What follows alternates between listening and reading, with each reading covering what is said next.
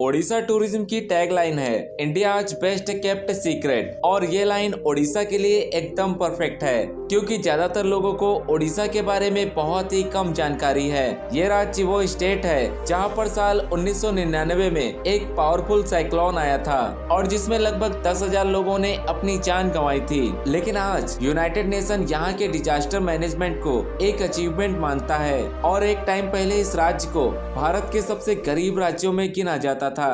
लेकिन आज के दिन यहाँ पर हॉकी और फुटबॉल के वर्ल्ड कप होस्ट किए जाते हैं। भारत की लार्जेस्ट लेक से लेकर भारत के हजारों साल पुराने टेम्पल वाला ये स्टेट जहाँ पर खीर सबसे पहले बनाई गई थी।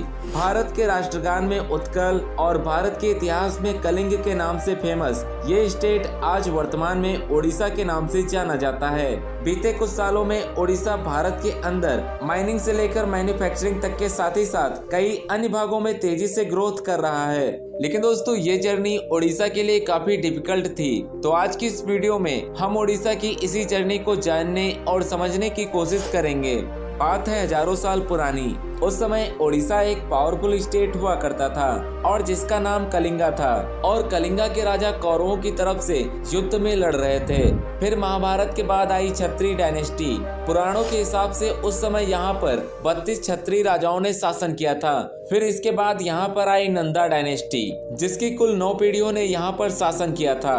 नंदा डायनेस्टी में कलिंगा की हर क्षेत्र में इकोनॉमिक प्रोग्रेस काफी तेजी से हुई। वैदिक ग्रंथों के मुताबिक ट्राइबल्स यानी कि आदिवासी यहाँ पर ज्यादा रहते थे। और फिर इसके बाद कलिंगा ने देखी भारत की अब तक की सबसे डेडलिस्ट वार, जब 261 बीसी में मौर्यन सम्राट अशोका ने यहाँ पर अटैक किया था जिसमें लगभग 1 लाख से ज्यादा लोगों की मौत हुई थी। और फिर अगले 110 सालों तक यहाँ पर मौर्यन एम्पायर का रूल रहा। इसके बाद अगले 1600 सालों तक यहाँ पर जैन एम्पायर और गंगा एम्पायर के साथ ही साथ यहाँ पर बहुत सारे शासकों ने शासन किया था। और यहाँ पर फेमस टेम्पल्स जैसे कि कोणार्क टेम्पल, लिंगराज मंदिर और जगन्नाथ मंदिर जैसे कई सारे छोटे और बड़े टेम्पल्स इसी टाइम ड्यूरेशन में बनाए गए थे। फिर 1568 में इन तमाम शक्तिशाली राजवंशों के बाद अफगानों ने भी इस पर शासन किया था। और फिर इसके कुछ समय बाद अकबर ने कलिंग पर आक्रमण करके इसे जीत लिया था। और फिर अगले 180 सालों तक मुगलों ने इस पर शासन किया। और फिर साल 1751 में आए मराठा शासन में एक चीज काफी बढ़िया हुई और वो है पुरी के जगन्नाथ मंदिर की खूब ज्यादा पॉपुलैरिटी हुई, जिससे फायदा ये मिला कि पूरे देश के अलग अलग हिस्से से लोग यहाँ पर घूमने आने लगे। इसके बाद अंग्रेजों ने धीरे धीरे यहाँ पर पैर पसारना शुरू कर दिया। फिर 1803 में सेकेंड एंग्लो मराठा वार हुई और फिर इसके बाद अंग्रेजों ने कलिंग पर पूरी तरह से कब्जा कर लिया। और जब फाइनली भारत अंग्रेजों से आजाद हुआ साल 1947 में, तब ओडिशा भारत का सबसे गरीब राज्य हुआ करता था कि जब इंदिरा गांधी ने भारत से गरीबी हटाओ का नारा दिया था वो भी ओडिशा जाने के बाद ही दिया गया था। और ओडिशा के गरीब होने का कारण सिर्फ एक था कि शुरू से ही ओडिशा में ट्राइबल्स की पॉपुलेशन ज्यादा थी और अंग्रेजों की इग्नोरेंस को झेलते हुए यहाँ पर कोई भी डेवलपमेंट नहीं हो पाया।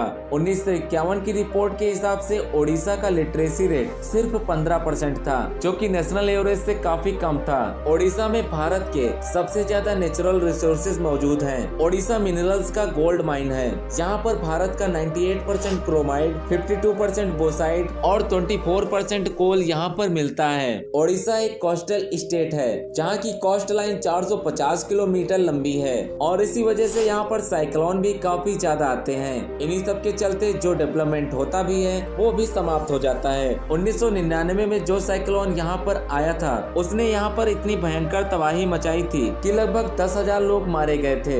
इस तबाही से ओडिशा अपनी अतीत की गहराइयों में और ज्यादा पहुँच गया था। लेकिन फिर भी इतना सब झेलने के बाद भी आज ओडिशा एक बेहद ही शानदार राज्य बनकर सबके सामने आया है। ओडिशा की टूरिज्म इंडस्ट्री बहुत ही बेहतरीन है और यहाँ पर आपको घूमने के लिए एक बार जरूर जाना चाहिए, क्योंकि यहाँ पर स्थित है भारत के सबसे ज्यादा मंदिर, जिनमें से सबसे खास है जगन्नाथ मंदिर, कोणार्क मंदिर जिसे हम सूर्य मंदिर के नाम से जानते हैं। और इन सभी भव्य और आकर्षक मंदिरों के अलावा यहाँ पर ऐसे बहुत सारे खूबसूरत पर्यटन स्थल हैं जिनके बारे में हम बात करेंगे अपनी नेक्स्ट वीडियो में। तो अगर आपको हमारी ये वीडियो पसंद आई तो इसे लाइक कीजिए, शेयर कीजिए अपने दोस्तों और रिश्तेदारों के पास। और अगर आप हमारे इस चैनल पर नए हैं तो हमारे चैनल को जरूर सब्सक्राइब करें।